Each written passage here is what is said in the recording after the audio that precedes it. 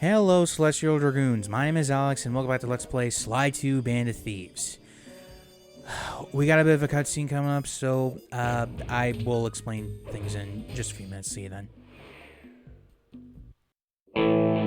There we were, heading east across the Atlantic Ocean, stowaways on a giant airborne fortress. Though time was short, we made sure to study up on our unknowing host, Arpeggio. While attending a prestigious boarding school, the young Arpeggio excelled in all subjects, but he never managed to keep up with the other boys physically. Sadly, his wings, due to their small size, were useless for flight. Furious at his feeble body, he focused his powerful mind to search for a cure in the works of the Italian Renaissance masters. Their notebooks provided the springboard for this sinister young genius, and it wasn't long before the Claw Gang took him on as chief inventor. His talents must have been at work repurposing all the Clockwerk parts for their criminal schemes, and now this mastermind is in possession of all the parts. It's only a matter of time before he puts them back together, and when that happens, well, I'm not gonna let that happen. Okay, sorry about that.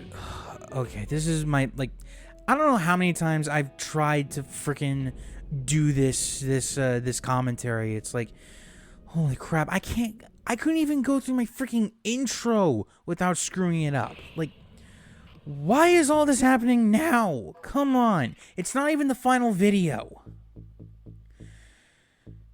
But I digress, so sorry. Okay, so as a bit of a tradition by now, I managed to get all of the clues off screen, and I did manage to get an upgrade that I kind of highlighted but didn't really get. It's called it's basically like a super jump. So yeah. And we are on a freaking helicarrier for this one. I am not kidding. It is literally just like a steampunk helicarrier. But anyway, so yeah, apparently the Claw Gang, from my understanding, was formed by Arpeggio to compensate because he can't fly. What a freaking... I don't even have the right words to say for this. It's like, dude, you're a freaking idiot. You say you're a genius, but you're not. Like, come the fuck on, dude. And also, I got the numbers wrong for the rest of the series, because technically there are 5 videos in total, and the last one was one of them. So yeah, I don't have the whole fortitude to keep going. Well, technically I do. I don't have the fortitude to do a back-to-back upload like immediately. So excuse me. Yeah, we're not gonna be doing that. So instead, I'm just gonna go back to the whole 3 videos for this week and only 2 for next week. They will be Tuesday and Thursday, just so you're aware of that. And I'll also make a community post, which hopefully, if I don't forget, it should be up on Sunday, because it is Saturday at the time of this recording. So yeah. And of course, we gotta do some recon, and also this is gonna be a short video because, well, here's what I like to do. Well, here's what I've been doing for quite a few videos now. So I have been doing the intro to the chapter first, and then I immediately go out and get all of the clues. Then I go back to either the beginning of where I cut out, or I just start at some random part of the map and I'm close to the actual mission. But anyway, so for this one, we do manage to do the we do manage to get this going. Well, and I say get this going, but sorry, I'm just really frustrated, but at the same time, I'm so glad that this is almost over. Because don't get me wrong, this is a good game. It is a great game, but I mean, for videos, I mean, it can get kind of taxing. And plus, like, I don't play like all of my games in one sitting. Like, I take breaks. I take breaks from playing the game. Like, I get a few days worth of footage, and then I just go from there. You know. But yeah. I am just so glad that this is almost over, but you know, still gotta trug through. You know, still gotta go through the trenches and all that. But anyway, so first mission, of course, just you know, get some photos, and this was one of the reasons why I didn't want to keep on going through a lot of the game. I didn't want to play anymore for this video right now because,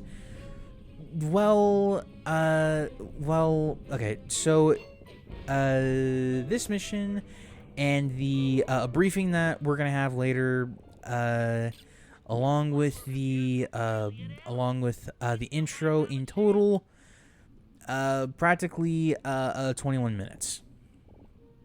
And for like a good portion of this, it's just me dicking around because like I don't remember a lot of things about the game, so I kind of have to you know, just like I just kind of have to try to relearn things as I go. And while it is a bit of a pain to deal with sometimes, it is generally part of how the game is made.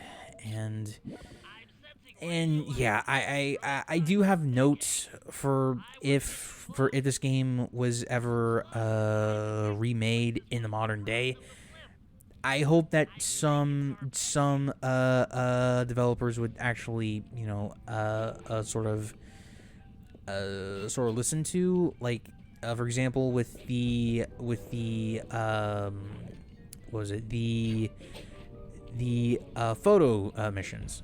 Personally, I would suggest that as long as it's in the view of vision, then it should count. Like, it doesn't really matter. Well, I guess some distance matters, but when I was trying to get a picture of Clockwerk, for example, like, that was just me like trying to get to the right position, and it's like, dude, I'm right there. It is in my line of sight. Why does it matter, like, what freaking angle, you know? And also, Arpeggio is a good example of this, because, like, I can see him. So why does this not count? Okay? Like,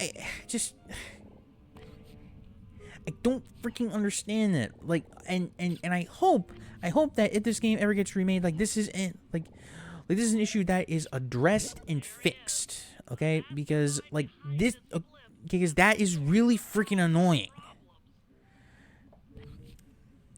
I'm sorry, I just when something like this in a game aggravates me, it aggravates me, okay? Just like, why did you program it like this? Sorry. But now we get to the other part of the mission where it's essentially just me trying to dick around. So, the magnets that are spinning around Clockwerk, that's what's holding him up. We gotta take those down, and it's a bit of an improv idea.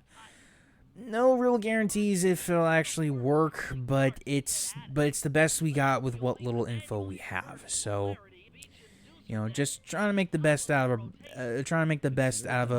a bad situation and trying to make it a good one fast. So, but first we need to get these 4 keys so that way we can actually activate the control boxes. But again, don't let the guards see you. And of course, my camera was still trying to screw with me while I was trying to actually do a very, very important stealth mission. And I did somewhat have this problem again with another game that I want to do later for the month for you guys, but I just I don't get it. Why is my controller suffering now? God damn it, Discord! Fucking hell! Just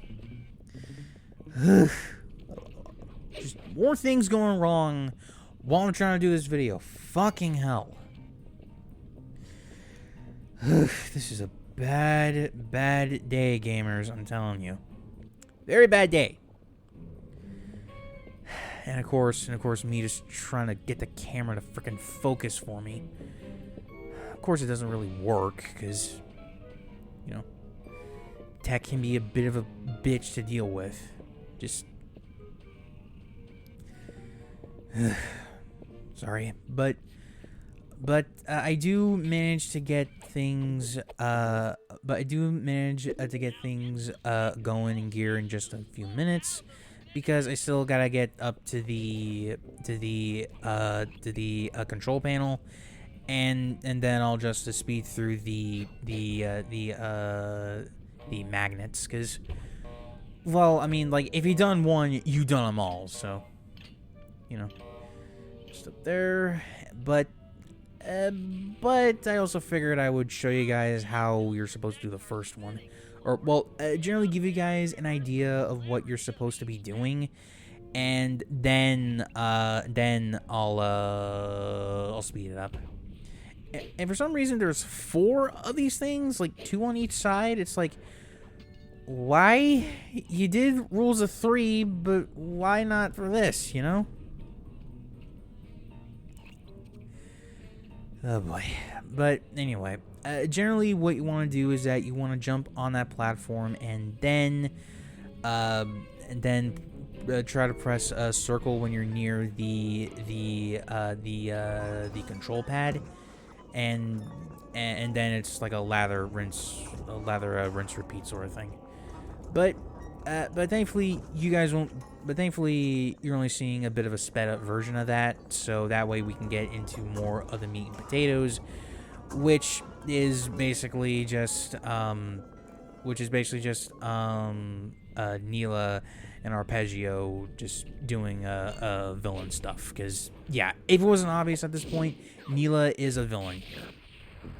But we don't have a cutscene. Well, technically this is a cutscene, but we don't have a briefing just yet. The parts are not destroyed, they are in fact snapped together, which really kinda sucks for Sly and the gang, really. And in a sense, us the players, especially if it's the first time you're doing this. But anyway, get ready for a hefty exposition dump. So sorry about that. Sorry. Come on. Shush. Discord. Shush. God damn it. As much as and I know people are gonna tell me to turn the ringer off, but what if it's important? What if I gotta, you know, what if it's a thing what if it's a family thing? You know, I'm gonna do that. But anyway, yeah, Vivid. So yeah, the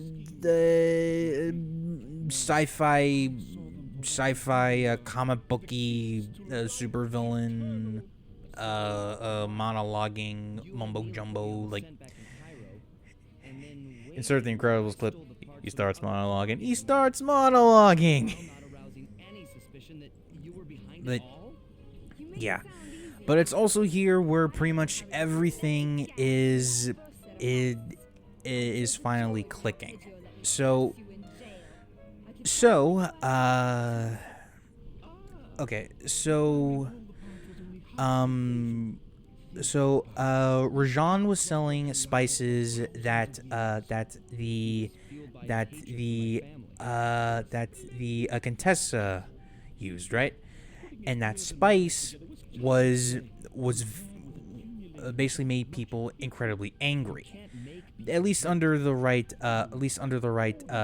stimuli, which was lights and sound. That's where a bunch of Jean Bisson came in because of the Northern Light battery, but he also shipped these spices throughout Canada and the U.S. But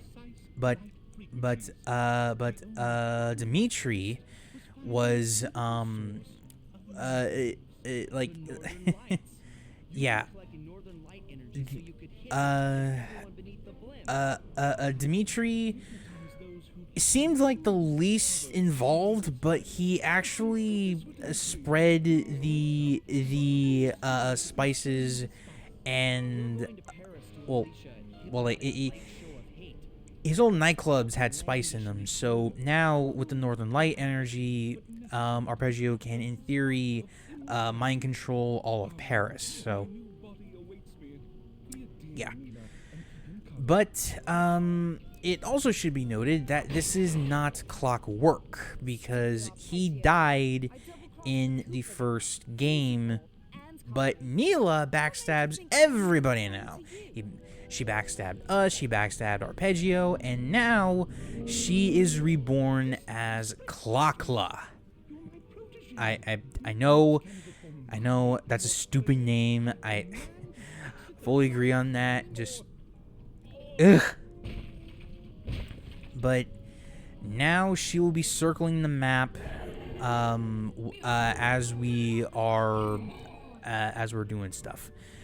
But also sit tight because we got a mission briefing coming up, so I will see you guys when we get back there, okay?